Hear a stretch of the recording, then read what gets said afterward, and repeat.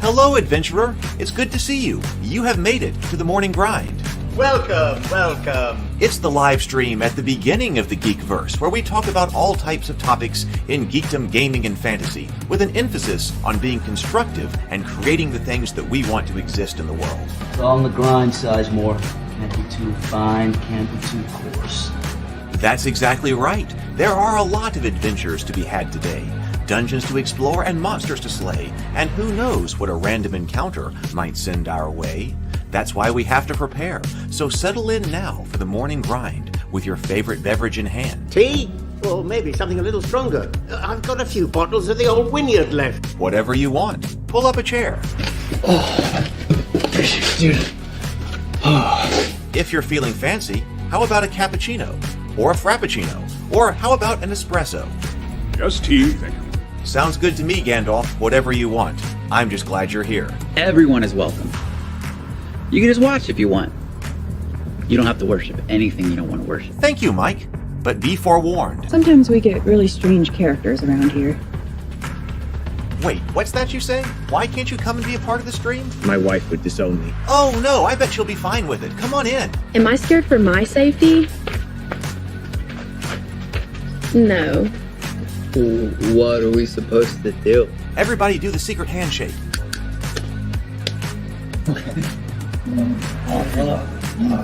Secret cultist handshake.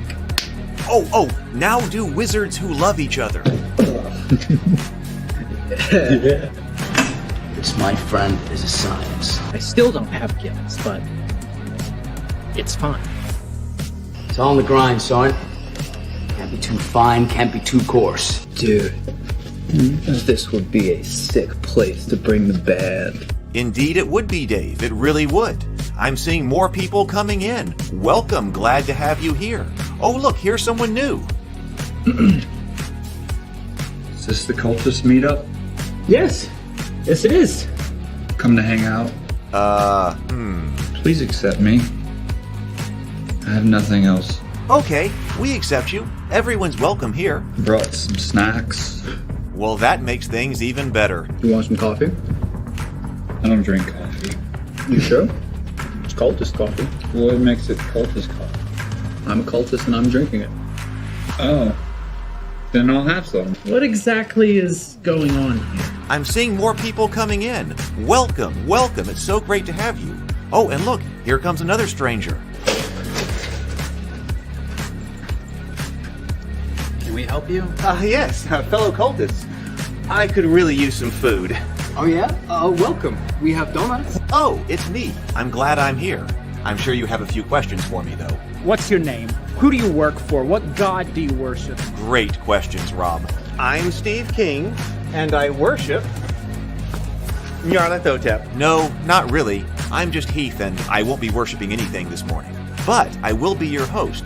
Welcome to the office. We're going to have a great time. I've got my coffee ready, because now it's time for the morning grind. If you could become a fish, that would be amazing. Then I could command you with my mental fish powers. Good morning, everyone. I was running a little bit behind this morning, but I'm here. Sleep schedule just has never gotten back on track. It's rough over here. So I was behind, but I'm here. Good morning. How are you? We got a good crew here. I figured we're talking about, after the RPG design stuff, we were talking about the Critical Role's new, had released a PDF about their new rule book, which is not Daggerheart, which is what I was looking for yesterday when I heard about that. But, oh, Daggerheart's out. Daggerheart's not out. Okay, so the Candela Obscura, and I don't know very much about that show at all, actually. I did watch the trailer, so I'd seen that there was something called Candela Obscura, and I didn't know that it was going to have its own rule book, so it does. So that's what's out. So I just downloaded that a few minutes ago as I was getting ready for the stream. So I have that. I don't know anything about it, so we will all look at that together. So let's see. Tomocrat, good morning. NBGD, good morning. Oh, is it raining where you are? Good morning, Zero the Blade and Stray. Mental Fish. Oh, John R., first time live. Excellent. If you get first time live, all right. Well, then here's to you. We'll do the breathe and sip in just a moment. But here's to you, John R. Welcome. Good to see you. Thank you. Stray just posted the link to the Raven Keep Discord server. Please join the Raven Keep Discord server if you are new here, or if you've just been brought in by the algorithm. Feels like Call of Cthulhu. Really? Okay, I wasn't. It could be. I thought it was like I don't know what it is. Maybe it's a mystery game or something like that. Yes, it is. It is fantastic. The new people are. I think maybe the clips and things like that have helped that I've been putting out. They take extra time to clip the show after this. In fact, I'm gonna have to figure out what to do with that, because it takes a chunk of time, which I'm not using for other creative activities. But I think that's helping. So, welcome, John. Please do hit the Raven Keep Discord server, and then also, Sip. All right, excellent. Let's see. I've got to put more stuff out about the Raven Keep the Goodnight Sword Kickstarter. So the Goodnight Sword Kickstarter. Wait, what just happened to my screen share? The Goodnight Sword Kickstarter. In fact, I've got to go put some stuff out about this afternoon. But if you are new here, the Goodnight Sword Kickstarter. Goodnight Sword is my medieval fantasy takeoff of Goodnight Moon, because what geek wouldn't want to read their children Goodnight Sword if given an opportunity? I think there are lots. So Goodnight Sword is also the first book in the Tales of Rapavania. It is one of the worlds that we're creating here, and it is the first book for the lowest level audience. I guess in some ways they are the youngest audience. So Goodnight Sword is here. You can get it in ebook format or as a physical book. That's what the Kickstarter is for. We're making up physical books, perfect for story time. But also you can come over here and get to the animated audiobook. Brianna De Silva narrated it, and also animated, illustrated by Adam M. Botsford.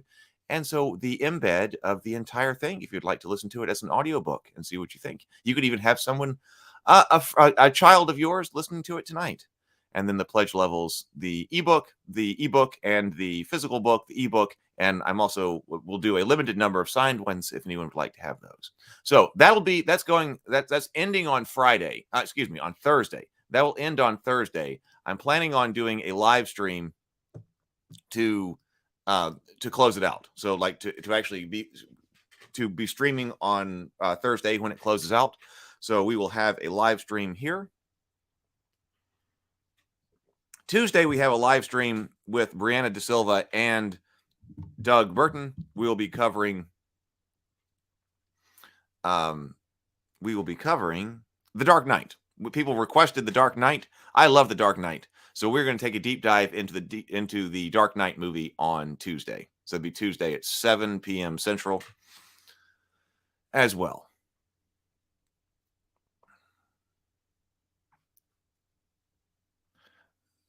First time live from the start. Okay. First time live from the start. Well, hey, okay, that's enough of it. That we'll drink to that as well. I've seen you in the comments on the clips. So wonderful, wonderful. Please do like and subscribe.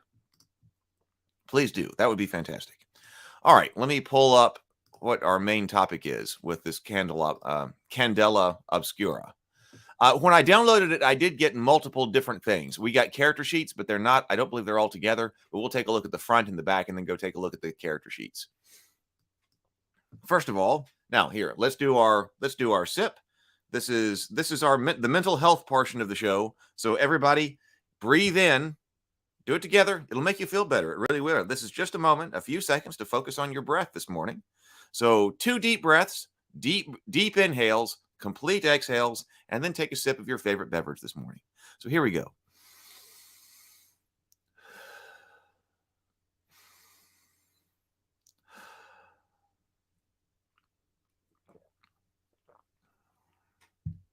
There we go. All right. Feeling better. Mental health for the mental fish. Absolutely. Okay, so this is a quick start guide they put out.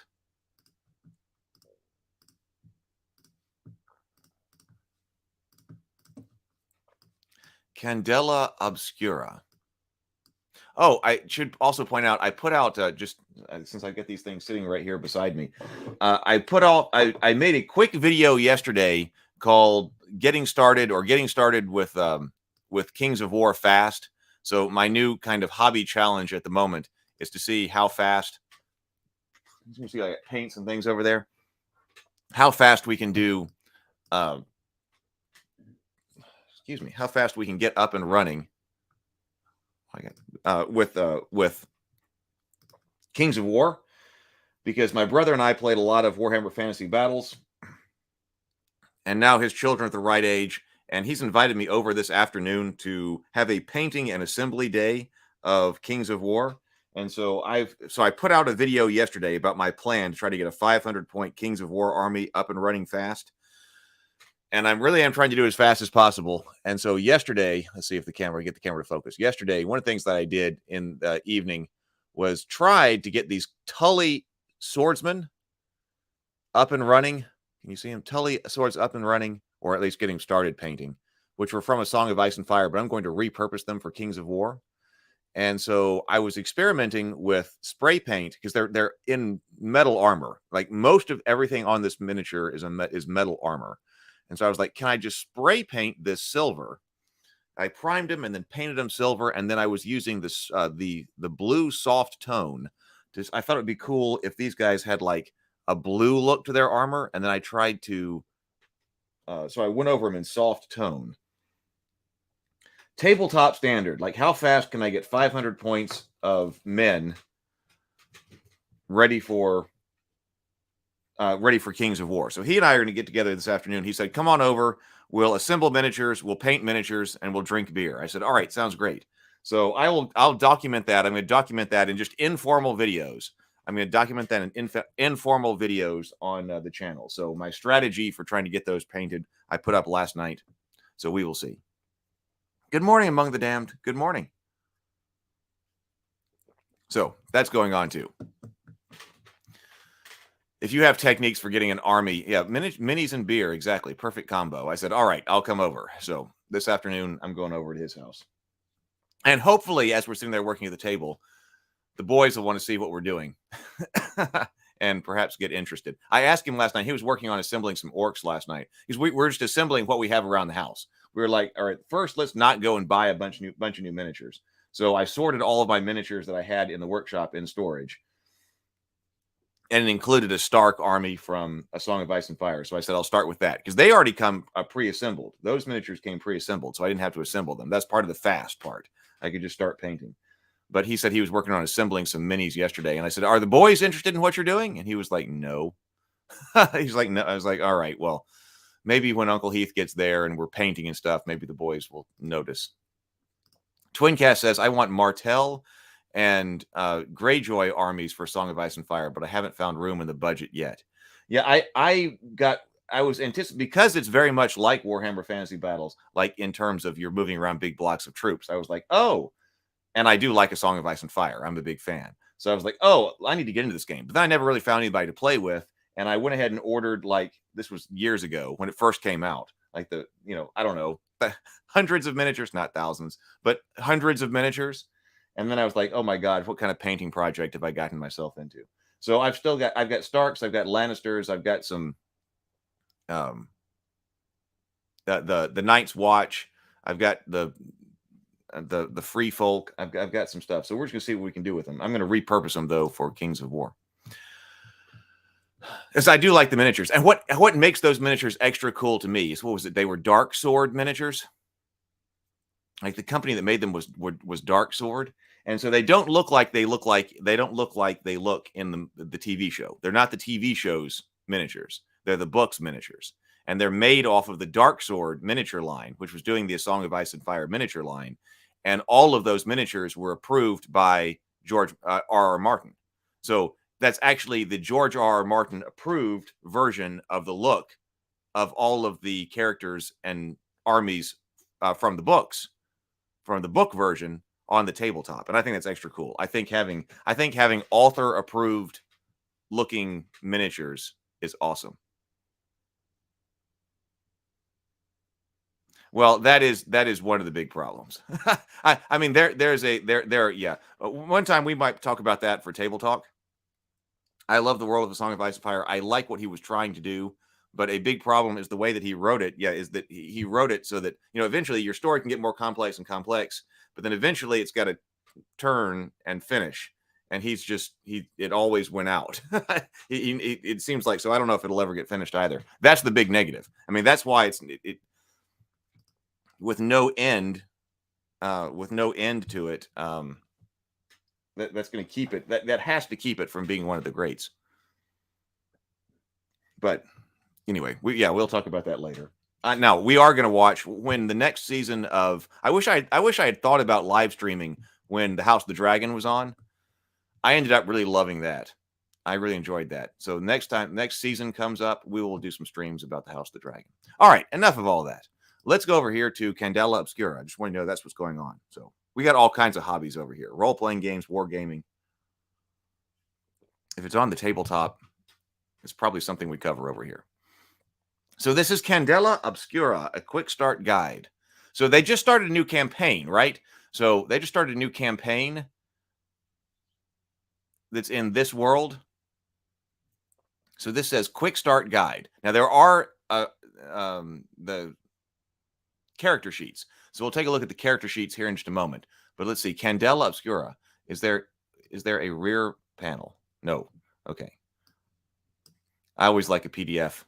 If the PDF is going to have the back side of the book, like the back cover, instead of having it on the back page, I always like for that to be the second page of the PDF. Like you see the front and then you see the back.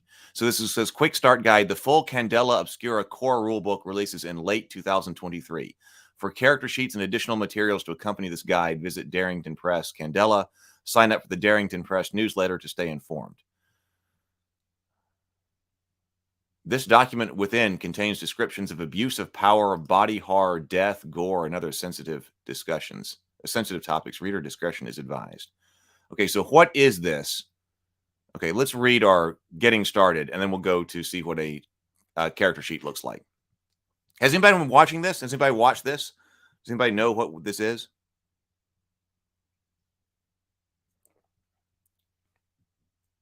Among the Damned says, do you have the skills to make original Wizard Warrior metal plastic painted ones of rabbit folk for your world of Rabavania? I am not a miniature sculptor, but I want miniatures. That's one of the things that has to exist. For all the worlds, miniatures have to exist. So I do not sculpt miniatures, but that's one of the things that I really want.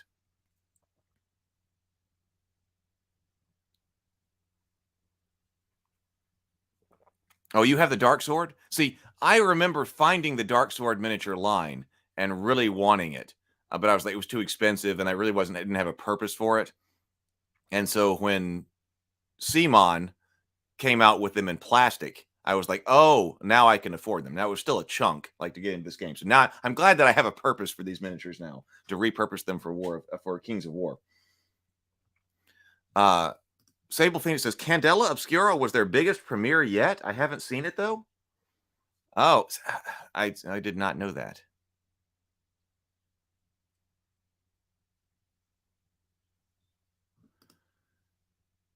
Skitty Wicked, is this your first time here live?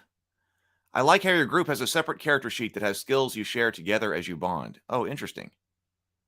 E. Armstrong says, watch the first 20 minutes of it, but I'm on the East Coast and 10 p.m. is difficult for me to start. Maybe, I should have turned it on. I didn't think about it. I was just looking at just different YouTube videos last night while I was sitting here putting that blue wash on these miniatures. Maybe I should have looked at that. I didn't even think about it, though. Because I don't watch a lot of Critical Role.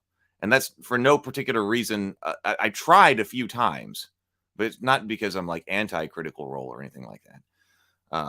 I just have not. I have not been following, so I don't. I don't know what goes on now. My aunt, I know people who watch all the time, including like my aunt. She watches a lot of Critical Role.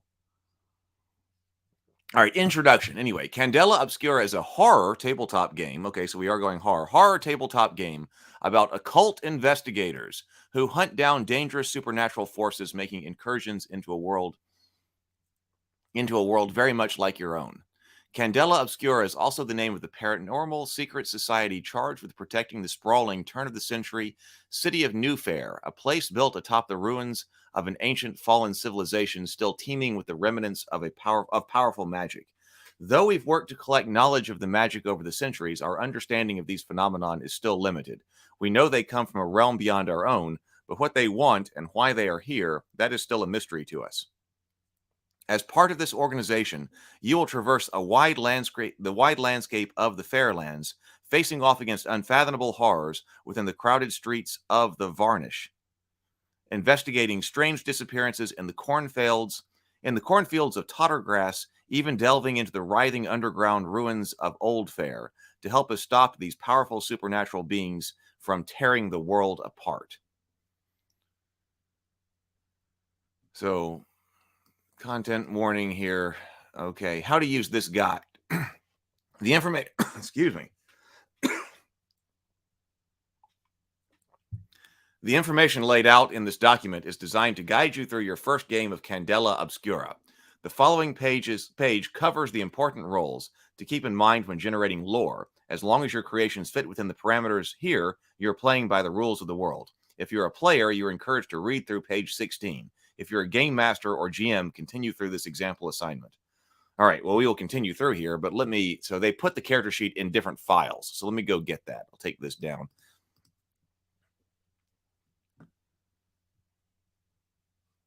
Good morning, James. Oh, people talking about the production quality. Yes, I also like the look of it. It can be difficult. I was thinking about that when I was starting laying out some of the stuff I was making for Rabivania or even Faded Edge. I also like just the black print, black print on white pages. That's very classic, very clean, very nice. If you want to go further than that, you can, but it's easy also to overdo. Okay, so this is Candela Obscura. This is pre-generated characters. Oh, well, okay, these are pre-generated characters. Okay, so what says this is the pre-gens? I don't see much written on here.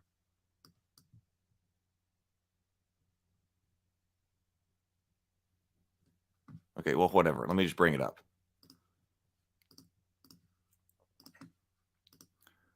It says these are the pre-gens. Candela Obscura pre-gens. So this is what, okay, well, this is interesting because this doesn't look like a lot of the things that we typically look at. I am not completely all with it this morning yet. Nerve. Okay, so we've got Nerve.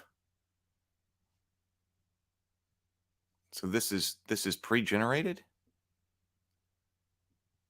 Roll Slink.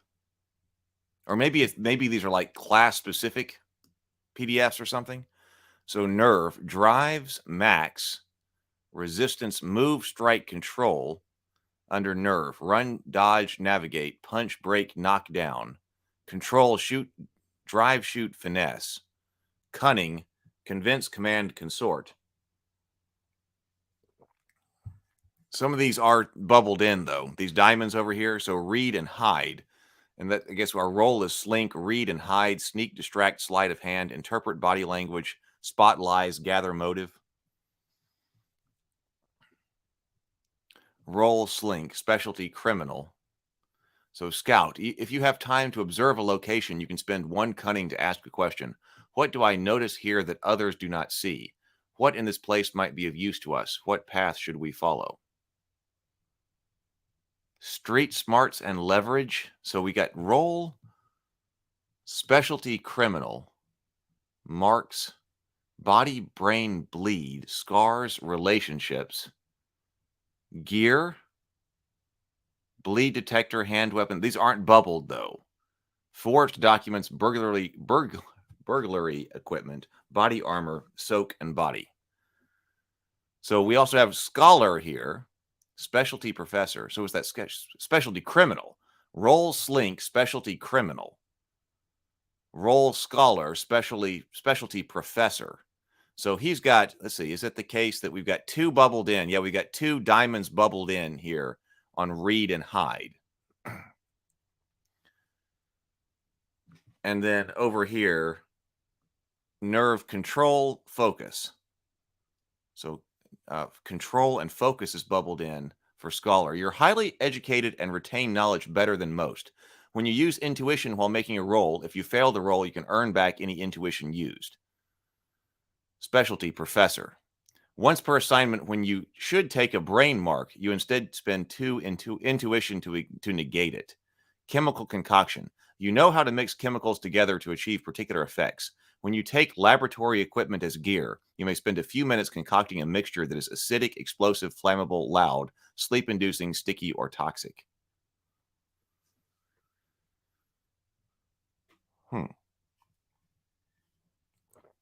Roll face, specialty magician.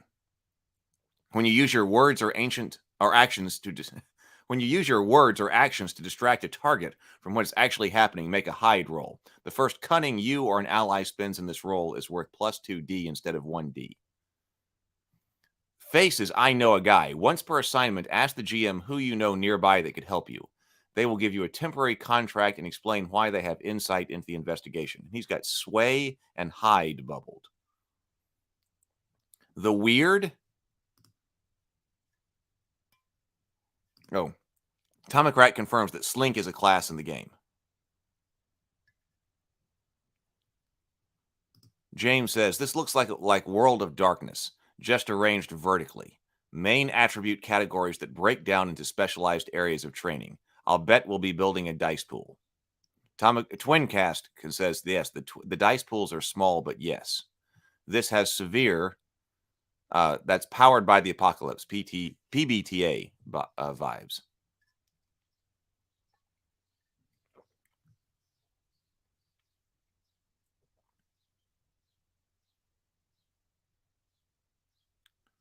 Okay, so lots of conversation going. I love when there's conversation going on in the chat. I love it. And as we get more people coming in, there's more of that. So we got the weirds. Whenever you take one or more bleed marks, you also gain additional information about the phenomenon that harmed you. Ask the GM for a question about the source of the bleed. So the weird has focus and sense. Specialty, occultist. You can attune a ritual knife to yourself. If you coat it in your blood, take a body mark. You can wound magical beings and strike invisible or ethereal creatures. Extend your senses. When you roll with sense to understand more about a phenomenon you've encountered, also add a number of dice equal to your current intuition resistance to the roll. Muscle has move and strike. Spend 1 nerve to choose an ally in the same area as you who's about to take a mark from the phenomenon. Describe what you do that allows you to take the mark instead. Specialty, explorer. When you have 1 or more bleed marks, gild an additional die on a move, strike, or control rolls while in danger. You've traveled the world and been in many dangerous places before. Once per assignment, describe to the group how a previous adventure is similar to your current situation and refresh 1 nerve for everyone in your circle. Okay, so that is what the character sheets look like. And I was expecting names and everything like that to be filled in. It's like, wait a minute, am I looking at the right thing? But I guess by pre-generated, it kind of means that this is already set up for a particular character type. And you can put in your own name and stuff like that, or make some choices about, I don't know, maybe what gear or something like that. During each assignment, choose up to 3. Does that change? Bleed detector, hand weapon, bleed containment vial, research materials. Yeah, it does. Research materials, laboratory equipment, small mundane invention. That's on Scholar. Whereas forged documents, burglary equipment, and body armor soak 1 body. So what equipment changes down here? It says, so bleed detector, hand weapon, and bleed containment vial are all, or it looks like on all of them. But then you've got like arcane text, ward, soak 1 bleed, and occult supplies. Okay. So that is how that goes. Bleed is corruption. Okay, I was wondering about that. So bleed is corruption in this setting.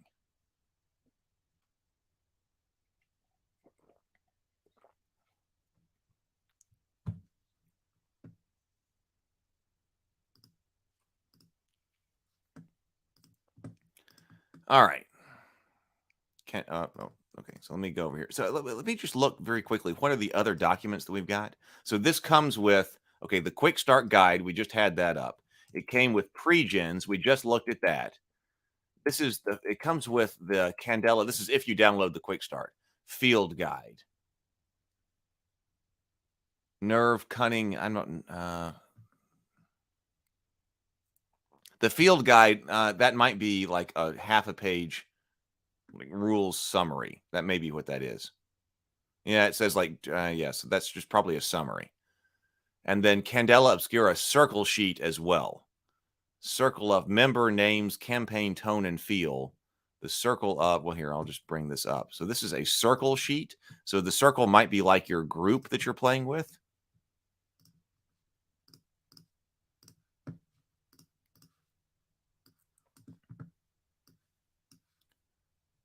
So we got circle of, chapter, house. It's just a one-page sheet. Illumination, question, and keys. At the end of each assignment, for every yes, fill in a point on the illumination track. Did you contain or destroy a source of bleed? Did you provide comfort or support for those affected? For every yes, fill in a point on the illumination track. I guess that's this right over here. Circle advancement. When the illumination track is full, clear the track. Any leftover illumination counts toward your next advancement cycle. Then choose a new circle ability, and all players choose their character advancement options. All bolded circles represent milestones, which may have mechanical benefits depending on what abilities your circle chooses. Character advancement, add 1 action point, add 2 drive points, take a new ability, guild an additional action.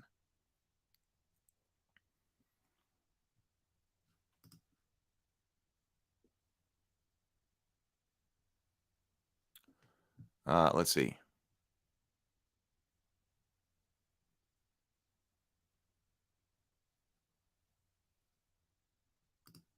Dice max should have a bubble like the World of Darkness.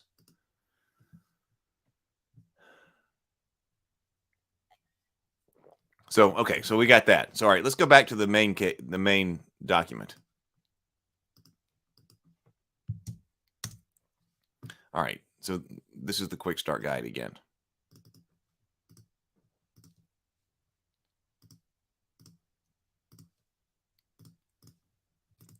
All right.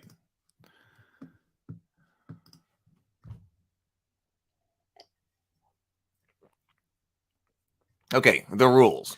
The rules of the world. I'm going to have to get something else to drink. I'm going to fill back up the drink here in just a moment. But the rules. The worlds of the world. The rules of the world. Candela Obscura takes place in a world that resembles our own. The average citizen neither knows about nor would believe in magic or its effects. There is a barrier known as the flare between this realm and the beyond. There are places where the flare is weakened, referred to as thinnings. These thinnings allow metaphysical energy, known as magic, to seep through the flare. The myths, legend, and folk tales of the fairylands are stories created to explain real magical phenomenon. Rules of magic. Magic can be infused in mundane objects, places, and beings, permanently altering them. If a thinning is opened wide enough, creatures from the beyond may come through. Anyone affected by magic or from another realm is known as a phenomenon. Bleed, okay, so here we go. Bleed is the corruptive force. Bleed is the corruptive force left behind by powerful magic. This bleed also radiates from the phenomenon that have made incursions into the world. When a person has too much bleed, they may be taken over by these supernatural forces, become corrupted, or die. The manifestation of bleed varies based on the phenomenon. People with inherent magic are rare in the mundane world. Many Candela Obscura members interact with magic by wielding powerful artifacts. These items may reduce, contain, or eliminate bleed. Rules of Candela Obscura. Members of the Candela Obscura are investigators of supernatural phenomenon attempting to protect the world from these dangers by securing and studying them. The organization has a hierarchy that includes a council of light keepers who direct the resources of Candela Obscura. A small party sent out by a light keeper to investigate a phenomenon is known as a circle. Okay, so that's what a circle is. That is like your group. A small party sent out by a light keeper, which is a part of the council of light keepers. A small party sent out by by a light keeper to investigate a phenomenon is known as a circle. The mission is known as an assignment. There are Candela Obscura chapters, local enclaves. of many members throughout the world. Each has access via a thinning to the organization's transdimensional vault, known as the Fourth Pharos. The Fourth Pharos is the fourth iteration of a lighthouse stronghold that sits within the flare. The fourth iteration of a lighthouse stronghold that sits within the flare. Inside there are vaults where the most powerful books, artifacts, and phenomenon are kept for safety. The security of these vaults is maintained by centuries-old, constantly turning magical astrolabes.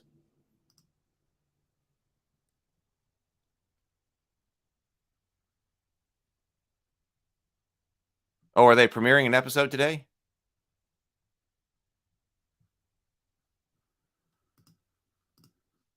The remainder of this document is designed for you to either use as a source of inspiration to build your own adventures, with more guidance and tools to come from the Candela Obscura core rulebook. The Quick Start Guide includes a first look at the world, the secret society itself, additional organization for Candela Obscura to encounter, and a full example assignment that you can run. So this also has a full example assignment you can run or customize. The guide is a tool for you to utilize rather than a set of edicts you must follow. Okay, the mechanics. Hold on. I'm going to refill my glass this morning. It's kind of with a heavy heart that I go and do this, though. Oh, it's time for a Yeti hug break. Yeti hug break, Yeti hug break. Everybody go hug yo Yeti and show yo Yeti some love.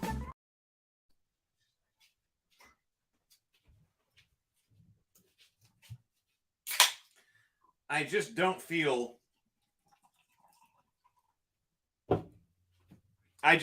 quite the same way about Yeti hug breaks after the Hero Quest game last Friday night. I don't feel exactly the same way about it.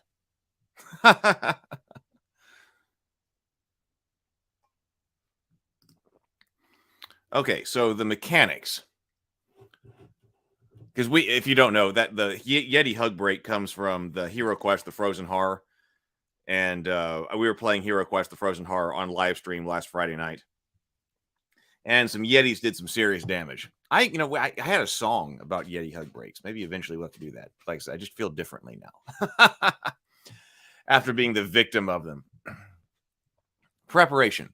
Candela Obscura is played in a series of assignments given out by the Circle's Lightkeeper, a character played by the GM. Each assignment is a mystery that should last between 1 and 3 sessions and come to a conclusion before the next assignment begins. All player characters or PCs will need one of the 5 pre-generated character sheets available alongside this quick start guide and 9 6-sided dice. So it looks like we are going dice pool. 9 6-sided dice called D6 for short. 3 of these dice should be of a separate and distinct color. They will be referred to as gilded dice, and the remaining 6 dice will be known simply as standard dice. Your group will need a circle sheet for the team as a whole, and we recommend supplying field guides for each player to reference during the game. So the field guide is like a player reference. They are also included along the quick start guide. Additionally, you will need a GM to run the session. Their job is to guide the narrative, control of all player characters or NPCs, and describe the world.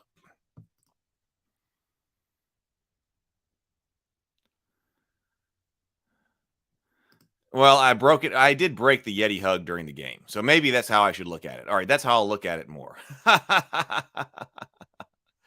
At least it was not a double Yeti hug break. But I did break it, so that's true. I did break the Yeti hug break, even though the quest itself was pretty brutal and it was failed. KYKY87 says this is heavily influenced by Blades in the Dark and Vassin. They're credited on the last page. So we had Blades in the Dark on the list to look at. So we have not looked at Blades in the Dark yet on the morning grind.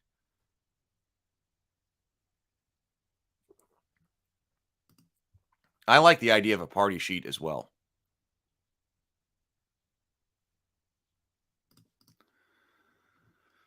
Other games have had it, but I don't see it all that often. Okay, dice mechanics. Candela Obscura uses the Illuminated Worlds D6 pool system. When there is a question of whether or not something will happen, and there is a potential consequence if you don't, you'll make a roll using this pool of dice and take the highest result. On a roll of 1 to 3 result, you'll make a roll using the dice pool and take the highest result. You're taking the highest result. Okay, on a 1 to 3 result, the roll is a failure. You don't accomplish what you wanted, and there are consequences. Oh, we have partial or mixed success in this game. On a 4 or 5 result, the roll is a mixed success. So this is you accomplish. It's not exactly partial success like we were talking about when we were talking about RPG design yesterday and the day before. So on a 4 to 5, you accomplish what you wanted, but it comes at a cost. I think that's generally easier to adjudicate than partial success, because if you accomplish what you want, then that's a binary.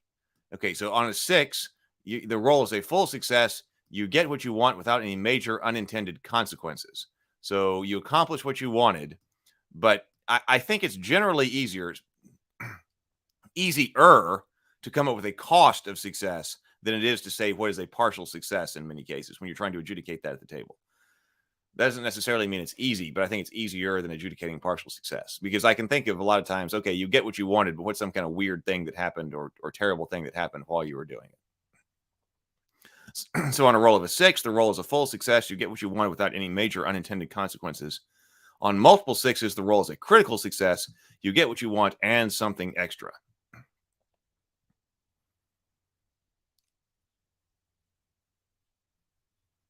Oh, it's Free League. Vastness Free League.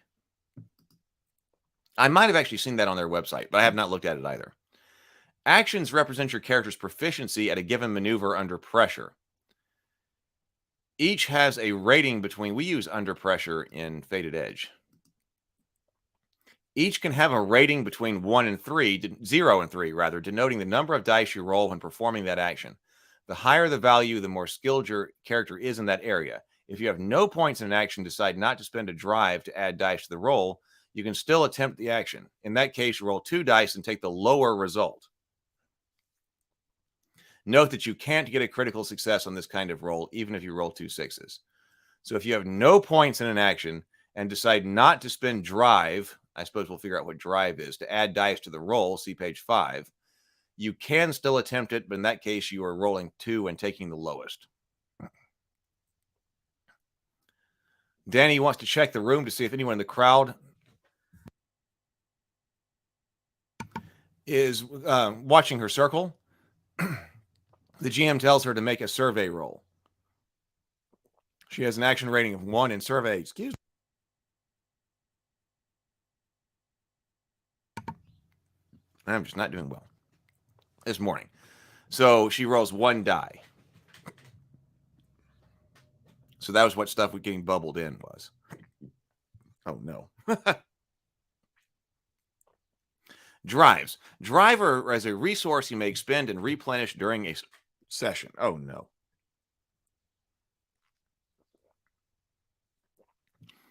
They represent your character's ability to push themselves past their standard capacity.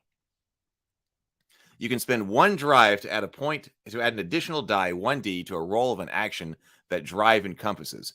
You may spend as many drive points per roll as you have available. For example, if you're rolling with move, you may spend points in nerve to add additional dice. You may spend as many drive points per roll as you have available. For instance, if you're rolling with move, you may spend points in nerve to add additional dice. Your dice pool can never have more than 6 dice. So 6 is the maximum. So you've got to spend points in nerve. So we saw that over here, drives and max down there. All drives have a maximum, which determines the highest amounts of points your character can have in that drive. Your sheet also displays the amount currently available, which is a number that will decrease as you spend the available points. Okay, so this is like the maximum number of drives you can have in a certain type of thing, and then how many you have available. Another player can assist you by spending one of their own drive points for plus 1d. An assisting player can only spend 1 point of drive per roll. Multiple players can help you carry out your action. When another player offers aid, they should describe what they do to assist you in the narrative. It's up to the GM's discretion as to whether or not your circle members are able to help. So drive is not universal, it looks like. Drive, you've got nerve, cunning, and intuition. You can add dice. If you've got nerve, you can add dice to move, strike, and control. Cunning, read, sway, and hide. Intuition, survey, focus, and sense. Not getting critical successes on untrained skills is a typical PBTA mechanic as well.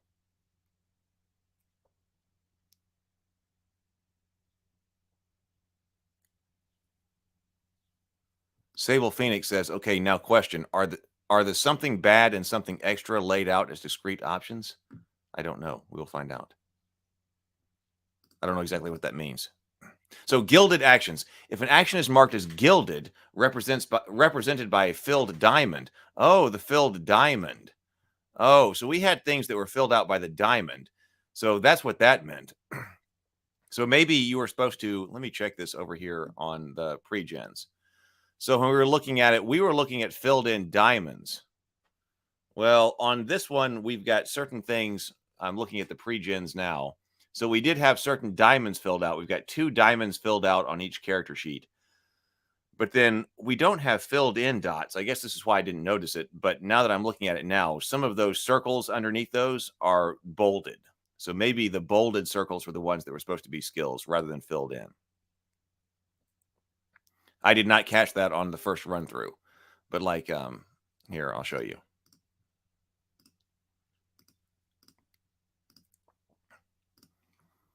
Instead of filling them in,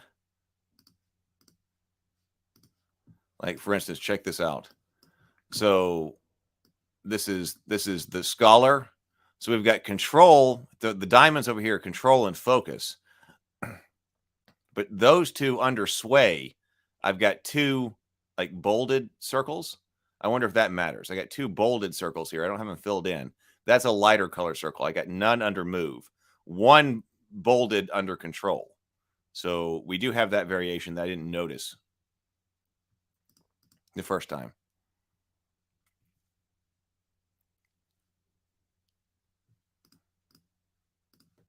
We go back to our main document.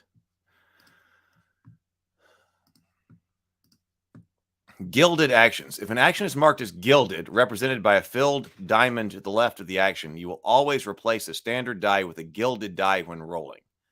If you choose the result on that die, you recover 1 point of the drive associated with the action you've rolled. This represents a character's ability to recoup themselves after pushing their limits. You may choose the gilded die with the goal of recovering a drive point, even if the result is lower than one of the standard dice rolled in your dice pool. Cat rolls with control to see if the character can successfully pick the lock on a door. They have 2 points in this action, and it's gilded. They choose to spend a nerve drive to add an additional die to their roll. They now roll with 3 dice, one of which is gilded, and choose a result. The 2 standard dice is 3 and 6. Gilded dice is 5. So roll 2 standard dice, 3 and a 6. The gilded is a 5. Cat could take the full success, but instead they choose to replenish 1 point of their nerve and take the mixed success on the gilded die instead. So Tomocrat says the gilded dice are used to refresh the drive. I really like that setup.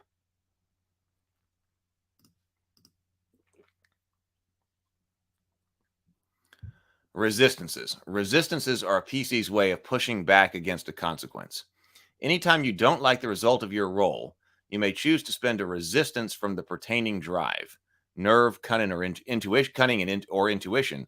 You have 1 resistance per 3 maximum drive. Pushing back against consequences. Anytime you don't like the result of your roll, you may choose to spend a resistance from the pertaining drive, nerve, cunning, or intuition. You have 1 resistance per 3 maximum drive. This resistance does not go away if you spend your drive points. For example, if your maximum drive is 4, but you've spent 3 drives, so now you have 1, you still have your 1 resistance. After spending a resistance, you re-roll the number of dice equal to the rating of the action used for the previous roll. I think I'm going to need an example here. This is not using resistance in the way that we were using resistance yesterday.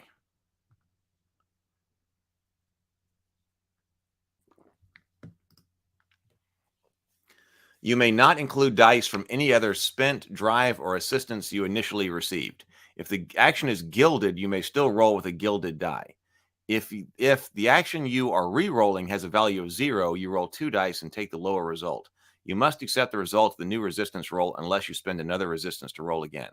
So Carlos has 1 point in strike and spends 2 points in nerve to roll 3 dice. Okay, that's spending the drive. I got that. The highest result in the pool is 3, so he decides to spend a nerve resistance to re-roll. Because he only has 1 point in strike, he re-rolls 1 die. The new result is a 4, a mixed success instead of a miss. Abilities. Abilities are the unique moves available to each character. So it uses moves right here. Isn't that also kind of like World of Darkness, people are saying right here?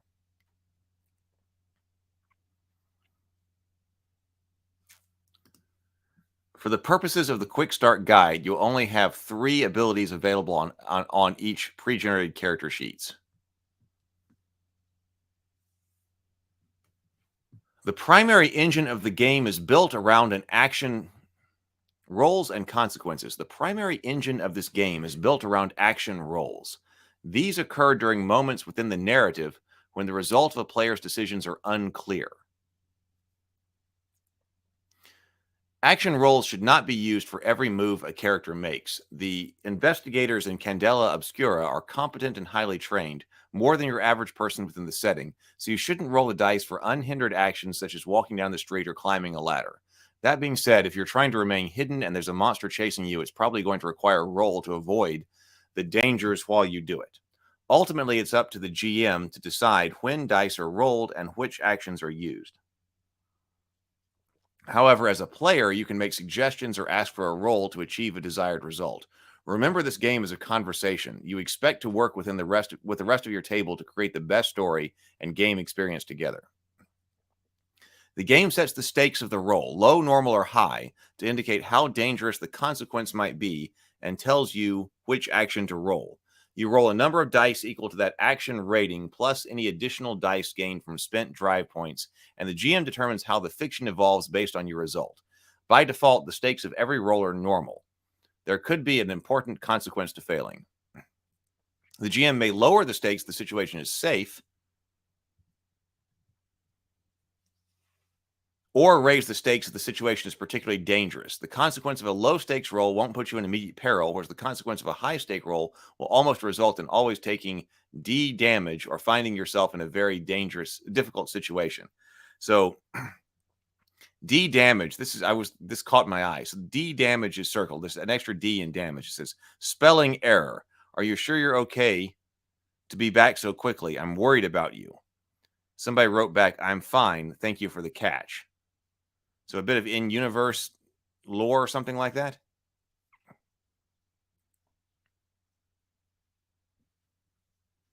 I wish, I have read World of Darkness, but that was a long time ago.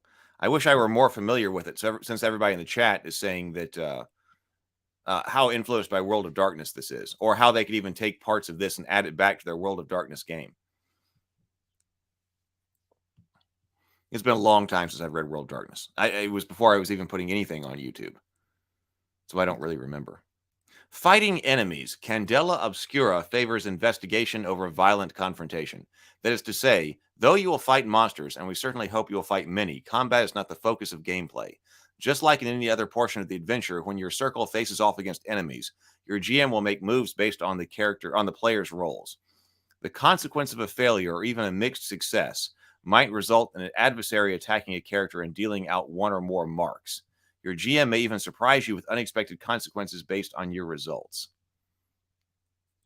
So building a character. So that really did kind of start with how to play. So as far as our order of learning a new role-playing game, this one actually does seem to do pretty well. Because it didn't start us with how to make a character. We were just reading how to actually play. So that was good. I like that. That was how to actually play. And then later we can figure out how to build a character. Let's just see. So the mechanics, how to build a character.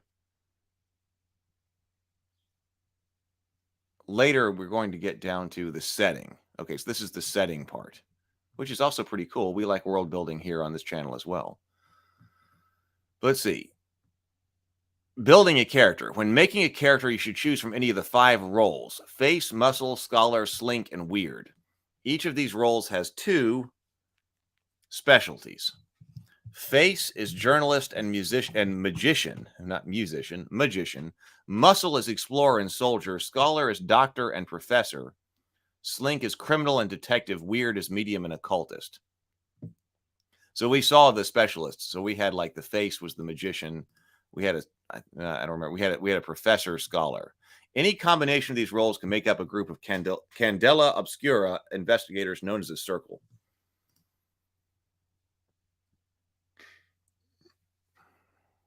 Oh, Trey did watch the game. So Trey says, okay, so actually Trey says, hey, sorry I'm late. This system is similar to Forest in the Dark, an offshoot of Powered by the Apocalypse. And I did watch the first episode, and you can see how few roles they made and how narrative the game is.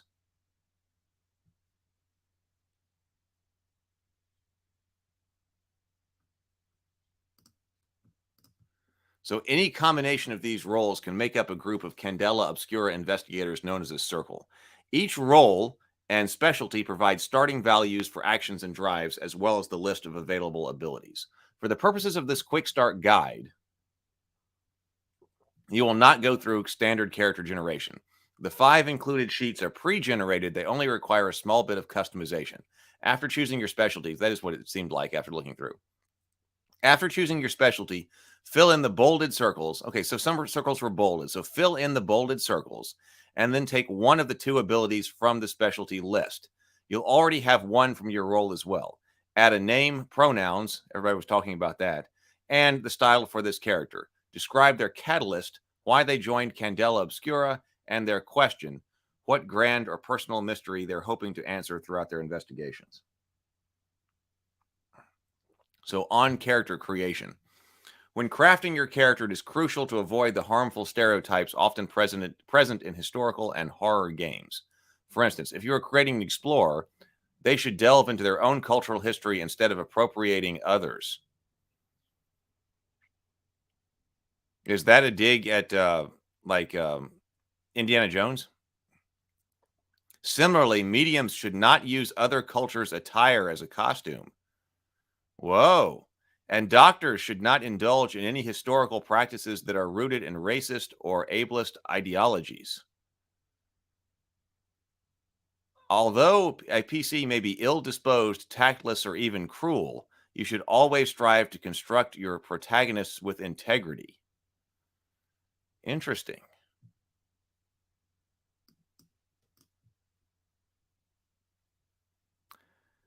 Yeah. I mean, I'm used to living here in the I'm here in the United States, and in the United States, we are definitely, or at least we're supposed to be the melting pot, right? So we are a blend of many cultures and things like that.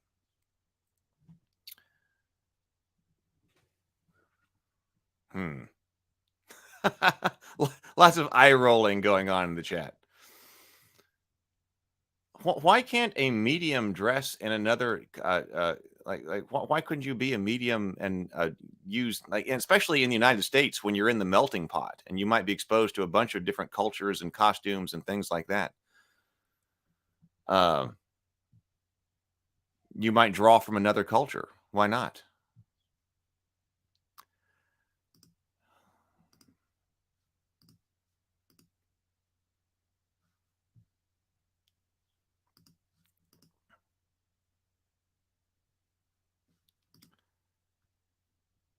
Connections, gears, and marks.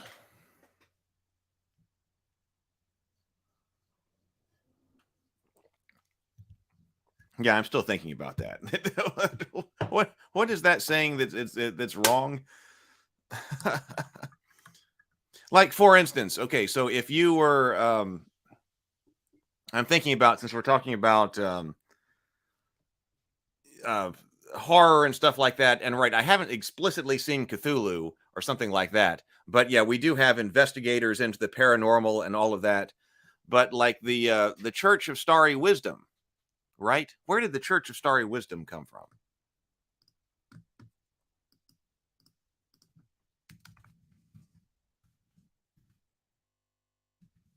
I'm forgetting what is actually sort of canonical Lovecraft and what is what I had written to expand it for Journey to the Tree of Sorrows. Where did the Shining Trapezohedron come from? Well, it doesn't matter. It doesn't matter. I was just thinking about other, like if you were exposed to like ancient Egyptian kinds of magic and things like that, why can't you be in the United States and have like Egyptian influenced cult or something like that?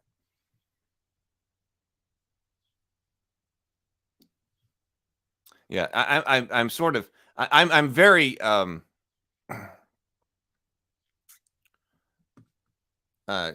of the things that I like about the United States is that it's cultural sharing. I see people mentioning that in the comments. Cultural sharing, cultural exchange, the melting pot. So I don't like I don't rigidly like or think that it's incorrect or something that's wrong if you are doing something that your ancestors didn't do, right? Right? Because of cultural exchange and the melting pot and things like that here. I'm pro cultural exchange. So anyway, I guess we'll keep going. So does that kind of stuff come up in Critical Role? I mean, do they talk about that? I don't know because I have not watched any of that. Like, if like, do they like talk about that during Critical Role, or is somebody doing something or playing something that they're not, or something? Is that a big deal? I don't know. Or something they forbid or something? I don't know. Connections, gear, and marks. Connections are the bonds you establish between the characters at the table during character creation. Assign relationships between investigators, ask questions about their shared goals, and interweave characters' backstories to foster more engaging gameplay. In the full game, hey, and like, just what if you're given what if you're given material from another culture? Like, what, you can't wear like the certain hats or something like that that are not of your culture. Well, what if you're given one? Even.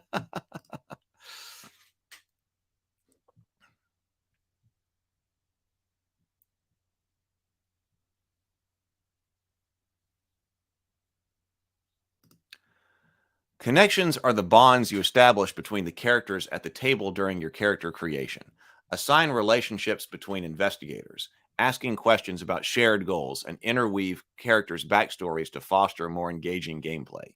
In the full game, there is a defined method for building relationships, but for the purposes of the Quick Start Guide, simply write the name of your character and your connection with them. For each assignment, choose gear from the available list and the moment that it's needed. So for each assignment, choose gear from the available list the moment it's needed. You do not need to pre-select items before the investigation begins.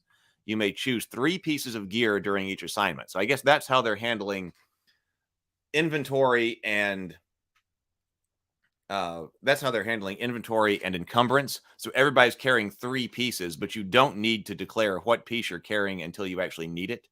There's also a blank space you can utilize to take something significant, an artifact, weapon, etc. Your circle has previously acquired or had access to. There's also a blank space you can utilize to take something significant your circle has previously acquired or has access to. Damage to a character's health is tracked using marks, which are made up of 3 different categories: body, brain, and bleed. Body represents physical harm. Brain represents mental strain or stress. Bleed represents harm caused by magic. And that was our corruptive force.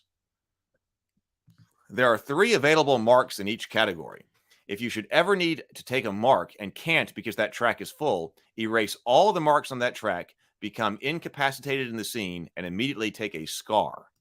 Scars represent the permanent change that affects the character. When you take a scar, you'll write down a narrative change based on the nature of the attack that causes the scar. If it's a body, it might be limp or missing an eye.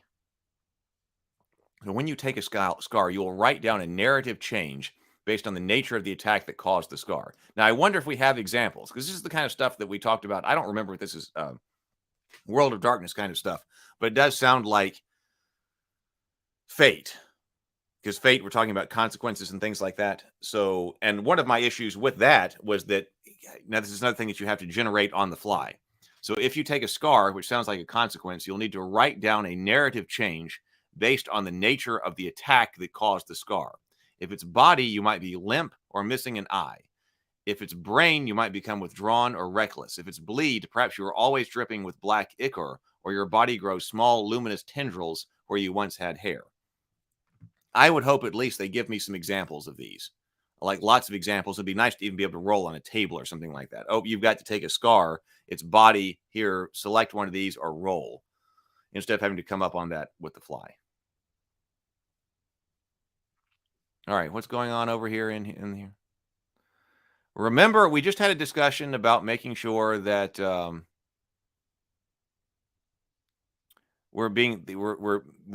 text can often not come off the way that we want it to, or any communications can always not come off the way we want it to, especially when we're talking about text. Things can be taken out of context, so we should go ahead and use the most charitable kind of interpretation of people in the comments and things like that. There's a lot going on over here.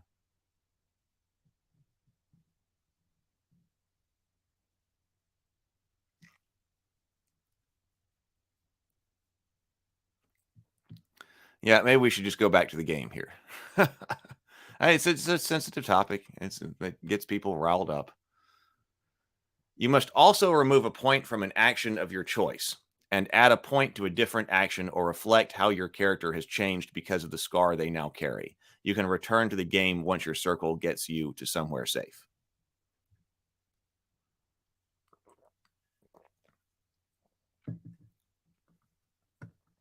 You must also remove a point from an action of your choice. Oh, I guess that's the drive point. It says point. Like it says point a lot instead of like drive or something like that. You must also remove, I think that's talking about a drive point from an action of your choice. This is when you're going unconscious or you're incapacitated. Into a different action to reflect how your characters has exchanged because of the scar they now carry. You can return to the game once your circle gets you somewhere safe. Circle mechanics. At character creation, your group will choose a circle name and ability. After assignment, the GM asks the 3 illumination questions on the circle sheet. The 3 illumination questions on the circle sheet.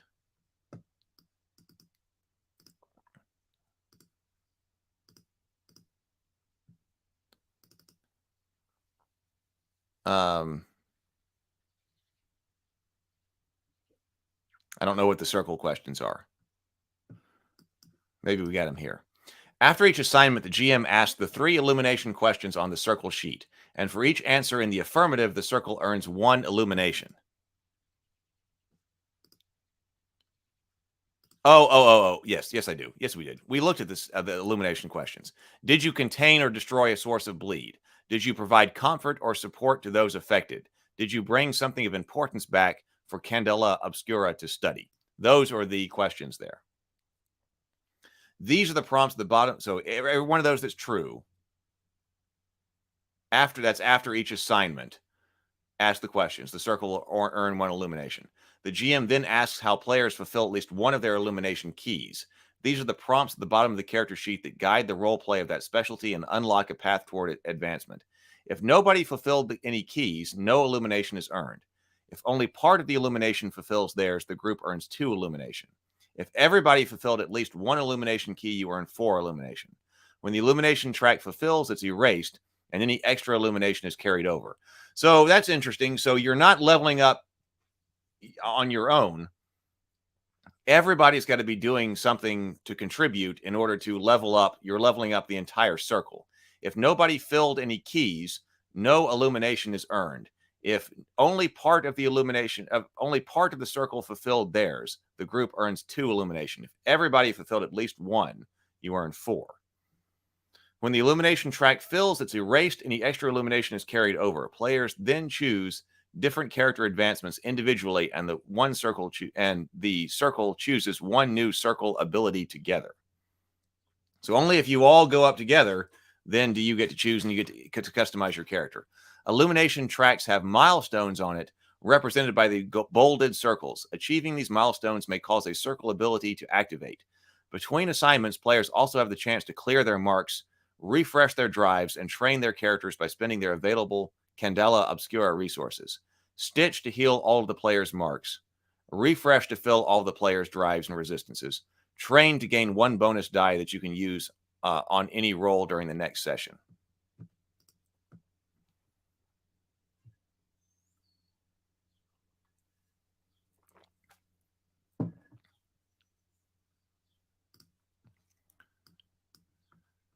A real skill point, change after getting scars, not a drive point.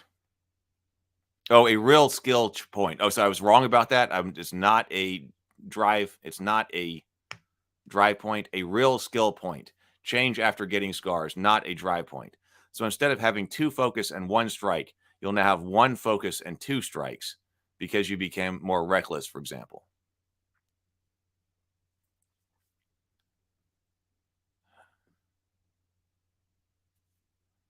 Okay, I'll have to go back and look at that. So it was not drive points. Okay, but thank you, Kai 87.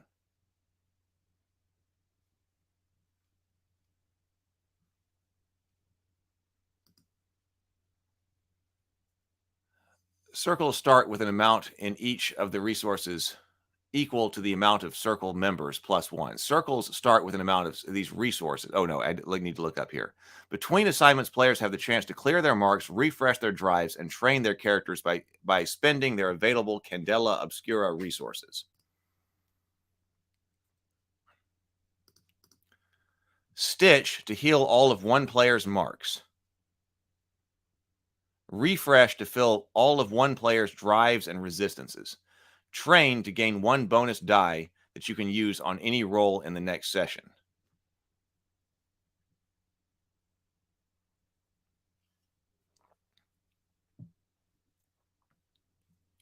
Scars and the legacy of harm and horror.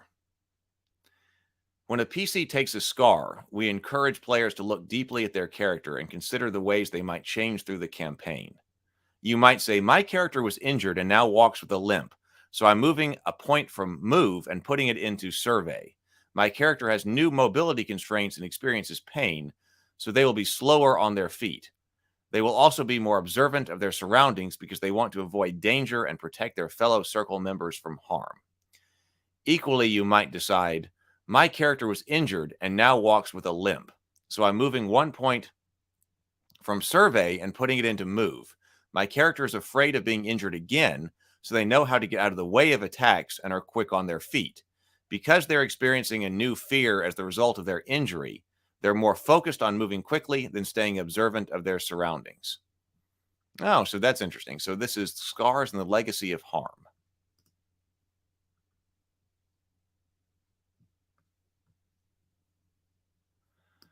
Okay, probably the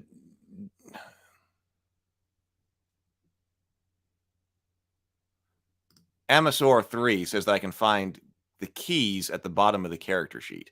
Let me check that out because that was key for advancement.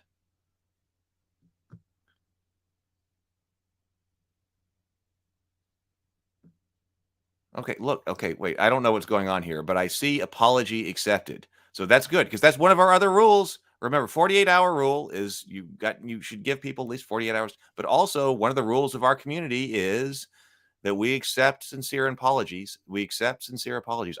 There was too much comments going by, so I don't really know what's going on. We're probably not going to solve cultural appropriation in the discussion here in this comment section. I think that's what it was about. But yes, we also accept sincere apologies. So that's wonderful. All right. So, but let's take a look over here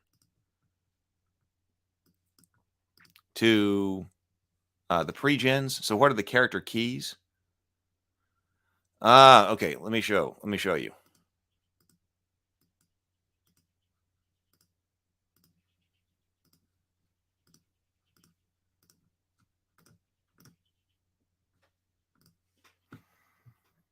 Illumination keys, for example, in Scholar, the role of Scholar, are mentor and ally, reference research, and make a plan. For the Slink, it's do something illegal, make a deal, or stand up to authority. Face is perform a trick, spot a ruse, seek out real magic. Weird, consult arcane texts, collect oddities, and act bizarre. I'm sure a lot of people at the RPG table will appreciate that. Act bizarre. Muscle, study an artifact, discuss history, run into danger. Run into danger, that one's probably one that will happen a lot. Run into danger, act bizarre. Is the third one something that's pretty easy? Seek out real magic, make a plan. So maybe the third one's supposed to be one that's pretty easy to do. The Scholar should be making a plan. No, and then stand up to authority with the Slink. So those are our illumination keys. That's what's causing us to advance.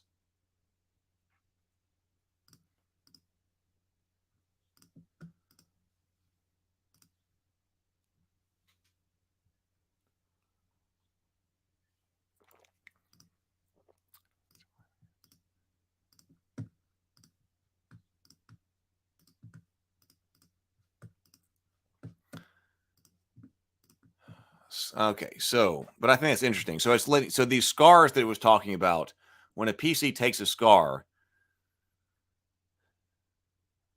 is very free form and up to you.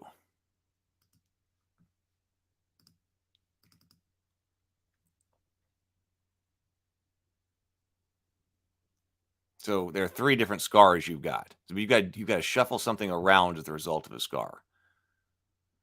When you make choices regarding your character's injuries, remember, people are affected by harm in a myriad of ways.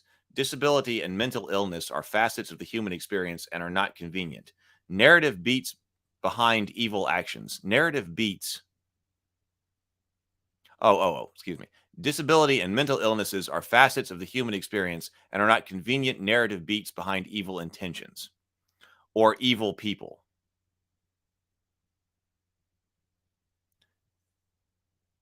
Are not narrative beats behind evil actions or quote evil people.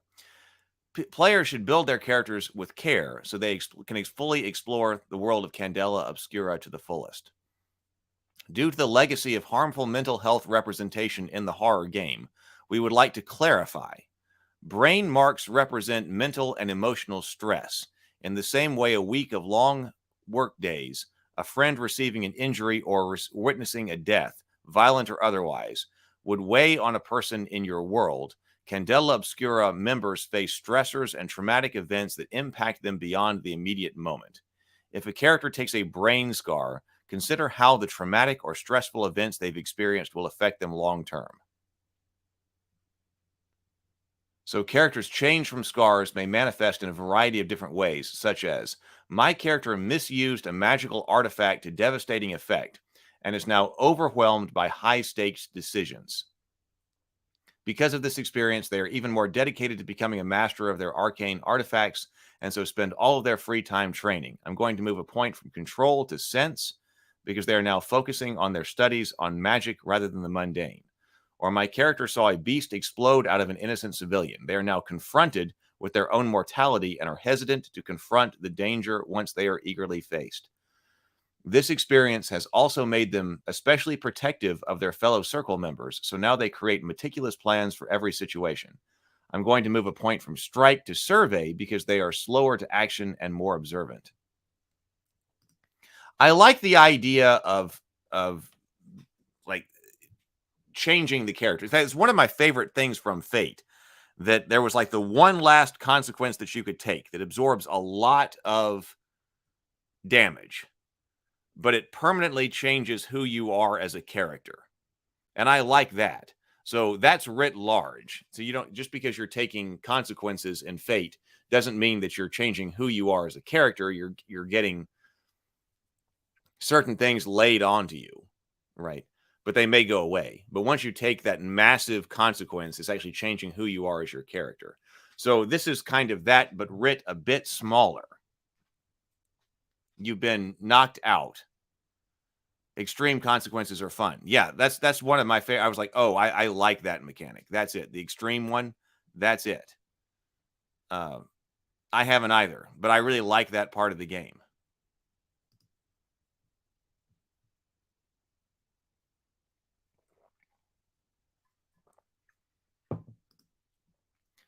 Or my character failed to save a friend from magical harm.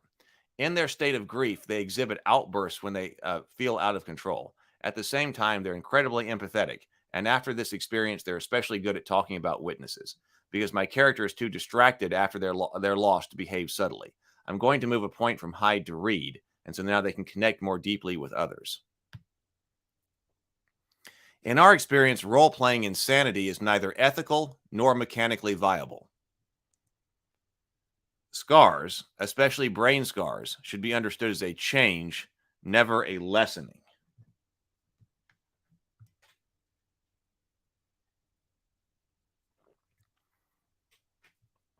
While bleed scars may seem removed from this discussion, you should treat them with similar care.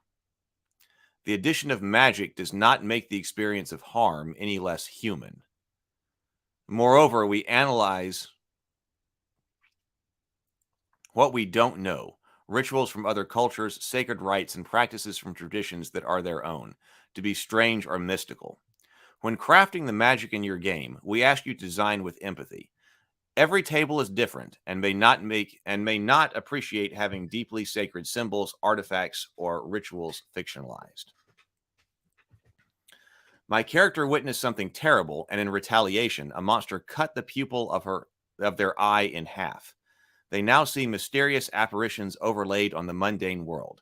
They're afraid of this change in themselves, but don't feel safe telling anyone it for fear of endangering an innocent person. I'm going to move a point from focus to sense because they now have a harder time perceiving details, but can see supernatural phenomenon they have never noticed before. So we do have some examples, scars. Example of body scars.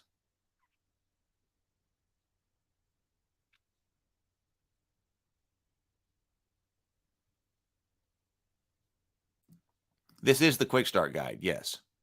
I can't find any information on how they intend to publish. I don't know. It said that the full book would be out in the end of this year.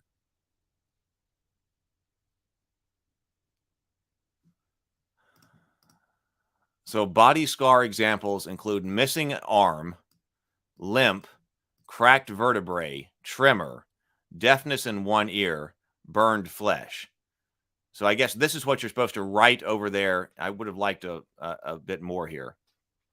A bit more examples. But I guess when you can take 3 scars, I guess you can take 3 because there were 3 options on your character sheet for scars. Example brain scars: anxiety around crowds, fear of deep water, consumed by guilt, lowered confidence, hero complex, jumpy at loud sounds. Bleed scar examples include eyes that don't blink, vampiric teeth, purple blood, elongated fingers, elbow that bends backwards, constantly exhaling smoke. So when you take a scar, just to be clear, you have to swap something around.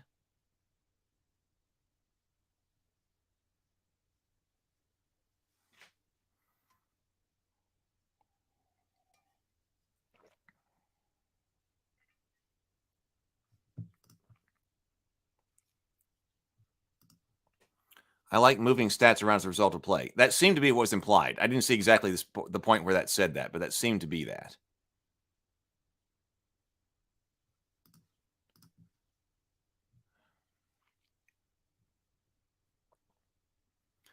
Candela Obscura's fight against the corruption of supernatural forces is an allegory for the fight of good. Everyday people fight against the corruption of the world. The mechanics of marks and scars within Candela Obscura are straightforward, but the legacy of mechanizing how people experience harm and disability within the horror game is not. For each mark, but especially when taking a scar, it is of vital importance that the player make choices that serve a nuanced narrative over basic rules. The idea of permanent scars does not align with the modern understanding of healing trauma. Okay, the idea of permanent scars does not align with the modern understanding of healing trauma. But just like you, consider that your character cannot begin the process of tending to deep physical, mental, or even magical trauma until they are in a safe place for an extended period of time. Over the course of a campaign, your circle should experience only brief moments of respite. This is a challenging game of horror. If you want to see your character heal from scars they've taken, you might choose to play a different character for some time and then return to one. So if you want to see your character heal the scars they've taken, you might choose to play a different character for some time and return to this one down the road when they've had a chance to recover. So this is like the stable of PCs idea. Work with your GM to decide what scars they could have healed during that time away. Above all, make choices that will facilitate the story while keeping the well-being of your fellow players in mind. To best explore this world of magic and monsters, we urge you to build and play your characters prioritizing specificity, humanity, and compassion. Now we've got world building, and we do world building here on this channel. So I'm kind of curious about the world building, but we do game design. So what are the actual rules here? So this game, we definitely have a set of rules that's designed for a specific setting. So this one, we've got rules and setting, which is not uncommon by any stretch of the imagination. But then we have the setting of the Candela Obscura. How much? We've got a few more minutes. I got things I got to do. Because like I said, I'm going over to my brother's house today to paint up miniatures. Assemble, paint miniatures, have a beer, get ready for playing Kings of War. But I'm kind of curious. I like world building too. So the setting, I know that down here in here is also a new dress to kill. Okay. Example assignment, content warning, body horror. We recommend the GM read this entire assignment before running it for players. So there is this dressed to kill, something for someone to run. So that's nice.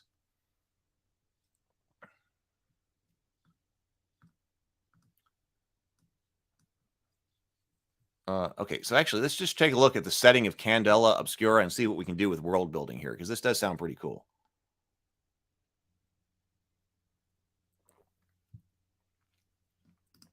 Wild Barley says, I like the fluff, but the crunch reminds me of World of Darkness mashed hard with blades in the dark, splashed with Darkest Dungeon. I only like one of those things, so this is a tough sale for me. Which one is it? Darkest Dungeon. Now, I wonder if it's, I hope it's Darkest Dungeon. Wild Barley. I have read World of Darkness a long time ago, but I am having trouble remembering it, like I said. And Blades in the Dark is something that we were have on the list to look at. So we got to look at Blades in the Dark. It's Darkest Dungeon. Okay, fantastic. Hey, Wild Barley, do you have this?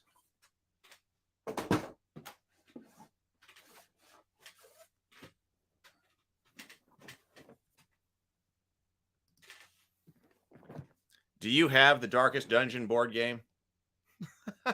I got this. We unboxed it here on the channel a while back. I actually have not played the video game, but I've got friends who love it. But there was the Darkest Dungeon on Kickstarter, so I've got Darkest Dungeon. We may have to play that on.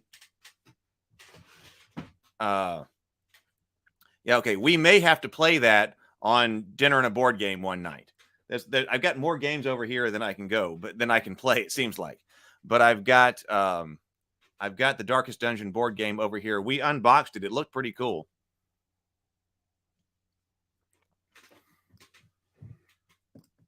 Okay, so let's go back. So let's see here. The setting of Candela Obscura, the Fairylands. In the northern country of Hale lies the fertile valley known as the Fairylands. Over a decade, the world... I haven't played that, by the way. I haven't played Darkest Dungeon board game yet. I unboxed it, and it's been sitting over there. In the northern country of Hale lies the fertile valley known as the Fairylands. Over a decade, the world has grappled with the effects of a fierce cold snap known as the Shiver.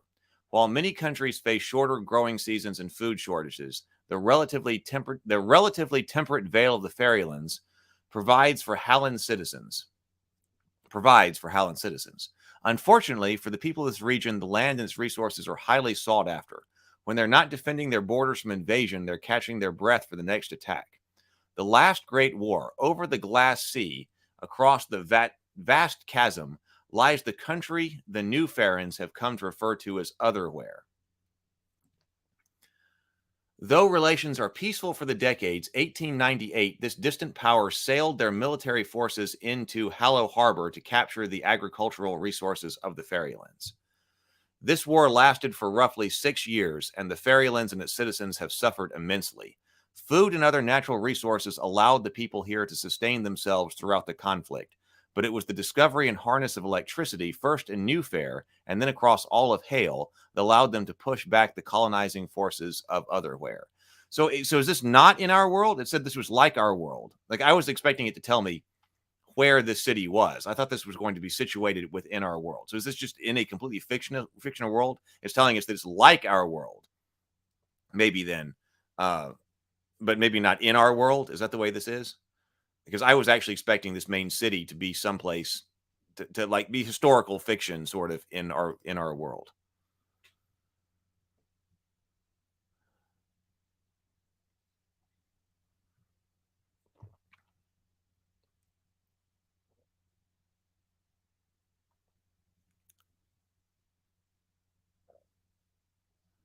Let's see.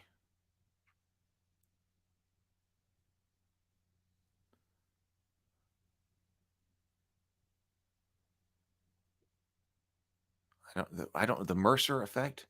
Oh, no, wait. Well, that one. The deal breaker for me is this turning the Mercer effect up to 11. I want to roll dice as a GM2, damn it. Oh, is the GM not rolling dice in this? I didn't notice that. Is the game master not rolling dice? Because I know that's the problem with player facing rules. That the game master would like to roll dice too. Is the game master not rolling dice in this? I didn't pick up on that.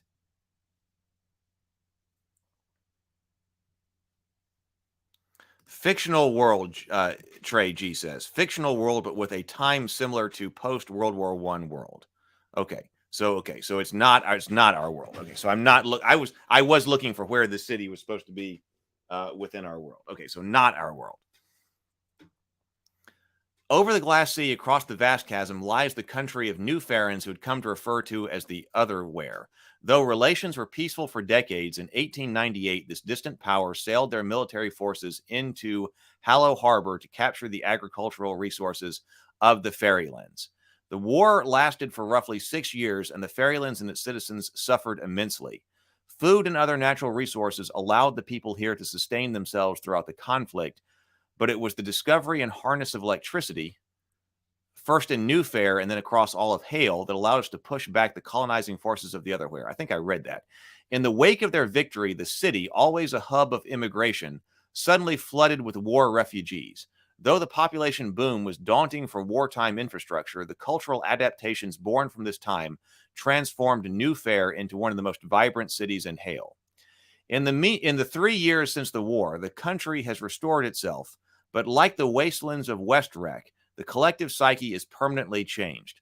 While some have adopted the electric live while you can attitude, others desperately seek restitution for the loss of an entire generation to the forces of the Otherwhere. The language of Hale. Many of the words found within this text are English translations of the Halen language. This is particularly apparent in the names of places. You'll notice that many regions and districts are called exactly what they are. For example, Westrek is the land to the west of New Fair that was ravaged during the last Great War. Because the Fairylands were conquered so often and remain so divisively populated, over time, Halland's citizens have found it easier to speak frankly. Simpler names ease translations in cities filled with speakers of different languages. To some, the directness of Halland's speech is considered rude, while others find it trustworthy. GMs are welcome to establish their own Halland words. If you choose to go this route, we recommend that you draw from your own language and the histories and experiences that shaped it. While developing your own vocabulary, remember that respect for real-world languages and their speakers builds a safer playing space and encourages bolder exploration of the topics that your group wishes to explore. Okay. The city of New Fair. New Fair is a sprawling and diverse city on the western coast of continental Hale. Filled with technology that resembles your own during the turn of the 19th century, this civilization stands upon the ruins of its ancient alchemical predecessor known as Old Fair. This place embodies the perpetual integration of the ancient and innovative that occurs within cities such as Edinburgh, Lima, New York. This place embodies the perpetual integration of the ancient and the innovative that occurs within such cities as Edinburgh, Lima, New York, Paris, and Istanbul. In New Fair, citizens are nestled within the historic, brutalist architecture and recent evolution from Art Nouveau into Art Deco. Here, modern development consumes arcane history, and the players grapple with the great forces that rule the mundane world: the ascendancy, primacy, and periphery. You think it's Fairlands? It could be. I think you're right. The Fairlands.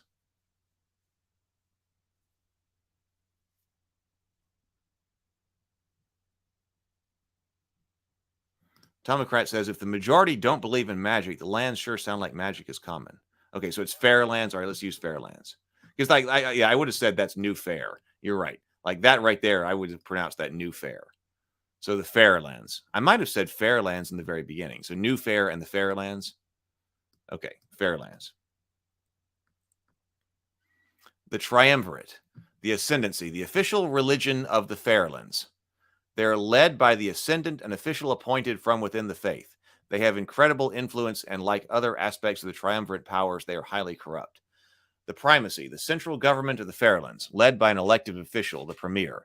Members of the chamber work beneath them to make decisions for New Fair and its surrounding districts. Though the primacy claims to be a distinct entity, they collaborate closely with the other facets of the triumvirate. The periphery.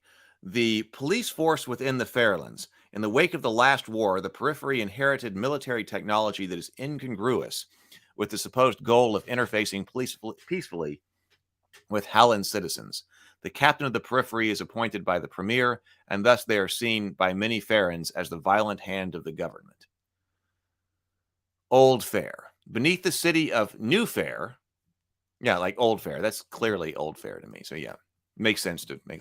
Beneath the city of New Fair lies the mysterious ruins of Old Fair, a place that was once a thriving civilization but suffered a catastrophic collapse around 2,000 years ago. Perfectly positioned within the safety of Hallow Harbor and protected by the treacherous Brittleborn Mountains, Old Fair operated with relative impunity in the ancient world. Led over time by empresses and emperors, as well as a council of powerful alchemists, the entire city attempted to utilize the magic in the way the New Fair now uses electricity. The ancient city was built in a central power vault, like Ziggurat, where the government of Old Fair attempted to house and utilize magical phenomenon. But the alchemists were ill-equipped to manage bleed. And remember, bleed is our magical energy, and the citizens were affected by the horrors that come from prolonged exposure to corrupting energy. Halland lore suggests that human minds and bodies transformed and society collapsed. Halland lore suggests that human minds and bodies transformed and society collapsed. The once powerful city of Stone fell when a local thinning was torn asunder. It was this cataclysmic event that tore a rift in the sea known as the Vast Chasm. From the seismic shift, a wall of water swept forth and first drowned and then buried Old Fair, wiping its technology from the face of the world. So we have kind of like an Atlantis kind of thing with Old Fair. Today, beneath the modern metropolis of New Fair, within its tombs of the predecessors, magical monsters, alchemist discoveries, and mutated Old Fairland citizens still lurk. So on systems of power, the systems of power within the Fairylands, within the Fairlands. I don't know why that one strikes out to me as Fairyland, but within the Fairlands are designed to provide a scaffolding for the very human aspects of the horror genre. This is especially evident in the criminal speciality. This character type is the foundation of a person who, for one reason or another, finds themselves on the wrong side of an unjust policing system. When you play within Hale, craft both a hero and world that best supports the monsters you wish to defeat. Lighthouses. As Candela Obscura evolved throughout the ages, they attempted to find and secure the effects of bleed. When the investigators discovered thinnings, they built lighthouses containing magical astrolabes at each site to hold back the deadly forces from beyond the realm. Both ancient and recently constructed, these bleed-infested lighthouses are found all across the Halland landscape. For Candela Obscura members, they offer an omnibus reminder that the ramifications of failure. For New Fair citizens, they become a pinnacle of local mythos to warn the vulnerable away from danger.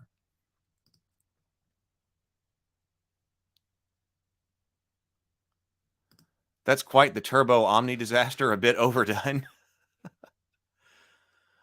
The influence from His Dark Materials. It's been a long time since I have read that. In fact, I think I only read the first book. I really like a modernish setting that evolved from a fantasy setting, Earth or not.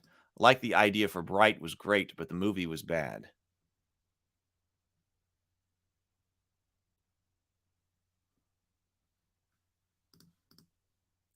So the vast chasm. So that's what opened up beneath the sea. This rift in the ocean lies between New Fair and the Otherwhere.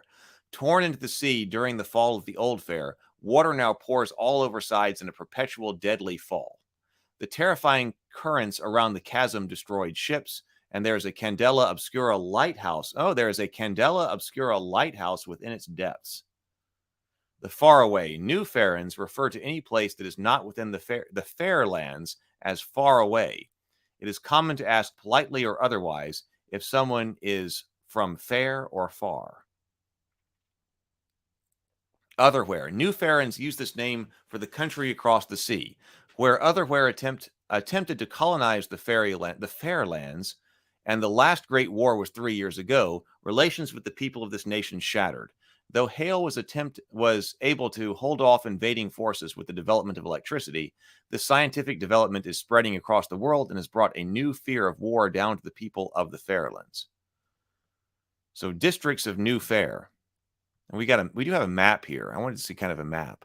So here is New Fair. Okay, so the chasm isn't all that far off. So we've got New Fair right here, West Rec.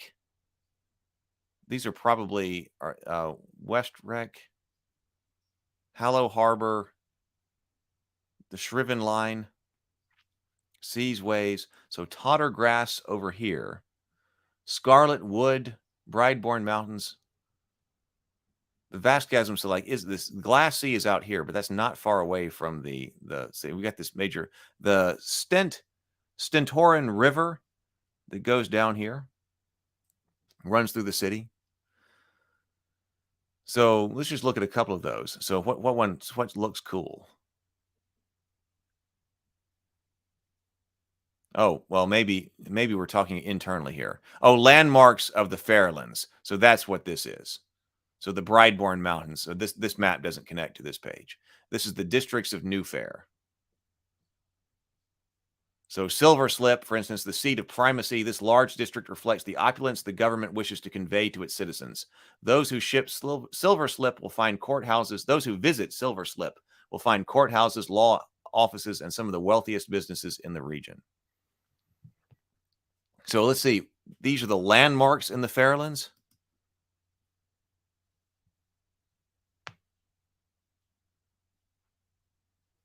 James says, or Robert says, great descriptions here.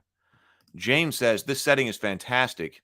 Like Neutromancer said, I also like a magic to modern transition and especially love the Art Deco and Nouveau periods of American designs.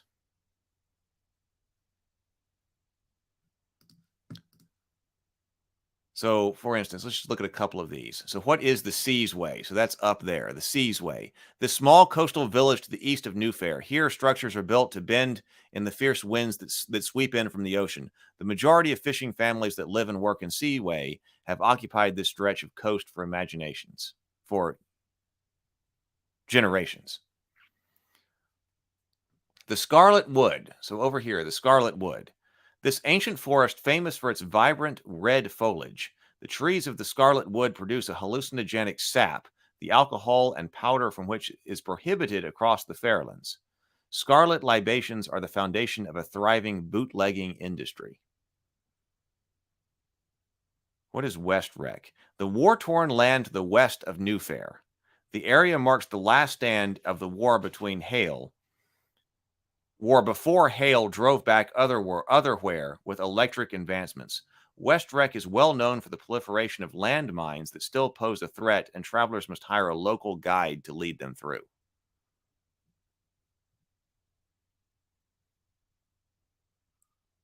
Kind of going over time today. Okay, let's go ahead and continue. There's like 2 pages here or 3 pages here. Let's go ahead and go. It's Sunday. Might as well. Let's just check this out. This will wrap up this book. Candela Obscura. Candela Obscura is a secret society of investigators whose primary aim is the survival of mankind against supernatural forces. Your involvement with the organization begins with the mysterious tales set in the Fairlands within Hale. However, their origin predates even the city of Old Fair. In ancient times, the ruling class of Old Fair used and abused the powers of magic, deeming themselves alchemists. As with any development that eases the burdens of daily living, the citizens of Old Fair embraced the technological advancements born of this power. Out of either irreverence or ignorance, the corrupting force of bleed soon took over the city. Supernatural forces from this disaster tore a chasm into the sea, and Old Fair was overtaken by a great flood. Before its fall, after the first signs of the civilization's destruction, a covert alliance of altruistic scholars arrived in Old Fair. With a history of setting their chapter houses around locations of high magical incursion, this was the beginning of Candela Obscura within the Fairlands. Almost all written records from Old Fair were buried with the city, but it's clear that all the centuries that followed, this chapter of Candela Obscura slowly expanded in both size and influence. For centuries, Candela Obscura has utilized lighthouses around the world to hold together a large rifts in the flare. So the flare, I think that was our boundary between us and like powerful magic, like another dimension or something, right? And to warn away innocent civilians from the dangerous magic that passed through. These lighthouses can be found all across the Fairlands, deep in the Scarlet Wood, tucked within the snow of the Bridlebane Mountains and the bottom of the vast chasm and beyond. Their strange locations have resulted in homespun, though inaccurate, folklore about the purpose of their structures and the surrounding geography. These formidable structures are modeled after Candela Obscura's central lighthouse, a massive magical vault known as the Pharos. Over the centuries, the Pharos has risen and fallen to the forces of magic, and today the Citadel is in its 4th iteration. After the fall of the 3rd Pharos, the organization's Council of Lightkeepers found a way to access the flare, the protective veil between realms, and constructed the 4th Pharos within its bounds. Now straddling the mundane and magical worlds, this vault is only accessible from specific thinnings that lead to the flare. Chapter houses soon began to form around these special thinnings, creating a present-day network of Candela Obscura members around the world. So members of the Candela Obscura values. Members of the Candela Obscura are protectors of the people. With their wealth of supernatural knowledge passed through generations, they're focused their work on collecting and studying magical phenomenon. Atmosphere. Libraries full of ancient and esoteric literature, working by candlelight, formal attire, strange artifacts in glass cases, secret entrances, and hidden pathways. So, key assets. The 4th Pharos, a vault located within the flare that houses the phenomenon to keep from corrupting the world with bleed. Chapter House Archives. Every chapter house, the secret meeting location of each Candela Obscura circle, contains a highly protective collection of books, artifacts, and records. Lightkeepers are veteran members of Candela Obscura who retired from fieldwork. They oversee circles of investigators, sending them out on assignments. Oh, hey, Positive Fandom. Thank you so much for the super sticker. Hey, everybody check out RM on Positive Fandom, of course. Thank you so much. Stargate Mind says the Pharos is the lighthouse in Alexandria, Egypt, built in 300 BC, but don't steal the culture. Well, so I was wondering, so I actually kind of thought about like the lighthouse of Alexandria, but also the lighthouse, but also the Library of Alexandria.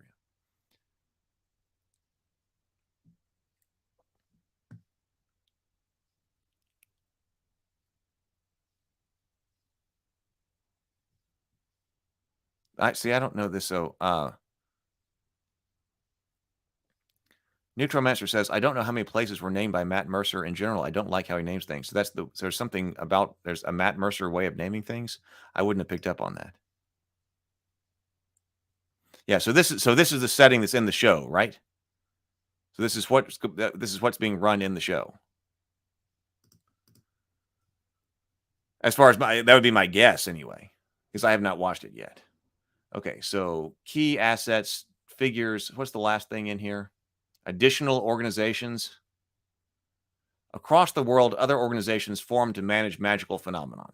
Some offer protection, others seek profit, and still seek the total eradication of magic. Each group employs different tactics according to their unique ethos. For the purposes of the Quick Start Guide, there are 2 organizations you might encounter.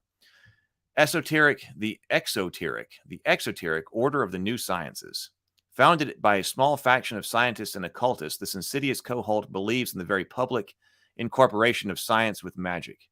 Values. The first true occult power of the century, eons, adheres to a daring set of tenets. The old societies have failed mankind, and it's now time for bold action. Their opportunistic viewpoints have resulted in a rivalry between eons and Candela Obscura. Atmosphere. Laboratories with beakers and brass. Industrial spaces, upscale businesses, dense files, hastily scrawled notes, dangerous experimentation, electricity, and alchemical symbology. The Devil's Well. Located under the glass sea, this was an attempt by eons to create a vault styled after the 4th Pharaohs. Galvanica Engineering Works. Located in the steel, this laboratory is the home to many of eon's top minds and their experimental works. Adjuvant, an experimental antidote for bleed, or rather an attempt to stop the negative human reaction to the natural phenomenon of bleed. Office of Unexplained Phenomenon, OUP, an underfunded and undervalued division of the periphery. Omnipresent but invisible to normal society, the Office of Unexplained Phenomenon specializes in the discovery, analysis, and suppression of magical phenomenon. The OUP's primary goal is to keep knowledge of magical abominations from the public, and they will go to great lengths to do so. They may collaborate with Candela Obscura, but their bureaucracy is likely to do more harm than good. Atmosphere, government buildings, sterile offices, redacted files, confidentiality, red tape, uniforms, manipulated laws. I do like the little atmosphere couple of lines here. I think that's fun. The Rediker Room. Founded in 1883, this location houses a number of magical phenomenon unknown to the public. The Saith device. Named for the person that created it, this device can be used to detect bleed on an object, place, or person. Gray Slate Sanatorium. The asylum located in the Citadel. It's often used to hide away civilians and agents who are subjected to too much bleed. The OUP frequently uses the slang, "They're going gray," in reference to this facility and the effects of the bleed. Okay, well, that's it.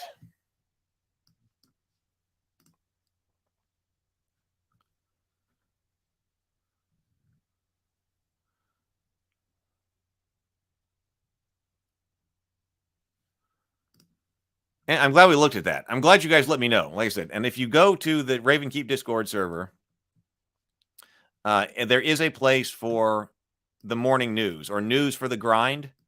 So if you see something like this that's come up, I mean, who knows? I probably wouldn't see it. Something that's just been released, something that's just happened in the tabletop world or the Geekverse in general. We don't do a whole lot of like current movie trailers or things like that. But games, tabletop games, we do talk about, of course, stories on Tuesday nights. But something that should be brought up on the grind, please do let us know.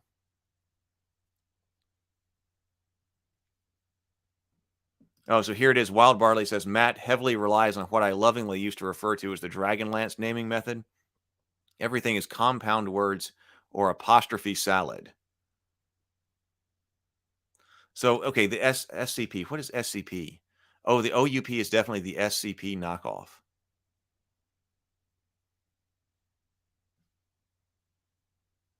All right.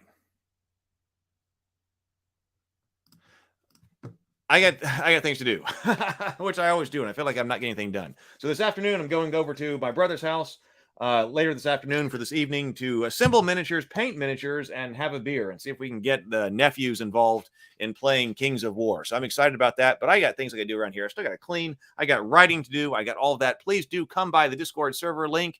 And hey, also, we're closing out on the Goodnight Sword Kickstarter. So if you are here, Goodnight Sword, that's my medieval fantasy takeoff of Goodnight Moon. So if you know someone, a child who is of the age that you want to start getting interested in Goodnight Sword or Goodnight or fantasy storytelling, please check out Goodnight Sword. There's even an animated audiobook on there. So you can check that out. So everybody, please be constructive today, be creative, and grind on. I will see you tomorrow.